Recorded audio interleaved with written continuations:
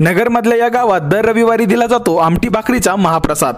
नमस्कार मंडळी, मी अनुष पोळ। आज मी आलो आहे आगडगावमध्ये असलेल्या काळभैरवनाथाच्या मंदिरामध्ये। तर मंडळी, तुम्हाला या मंदिराविषयी थोडक्यात अशी माहिती सांगतो। आपल्या नगरपासून 20 किलोमीटरच्या अंतरावर आहे आगडगाव।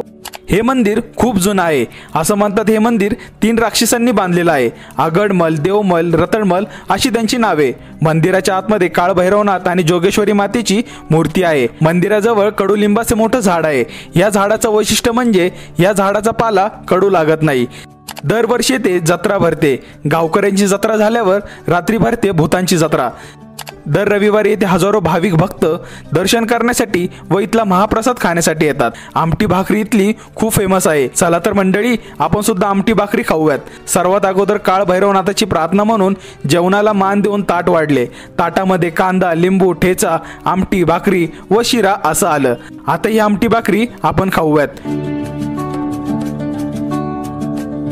मित्रांनो, खरंच ही आमटी भाकरी एवढी भारी आहे ना, एकच नंबर। मी तर नक्की बोलेन मित्रांनो, ही आमटी भाकरी जगात 1 नंबर आहे। तर मित्रांनो, जेवण पूर्ण करून स्वतःचं ताट स्वतःने उचलून मी सभा मंडपातून बाहेर आलो।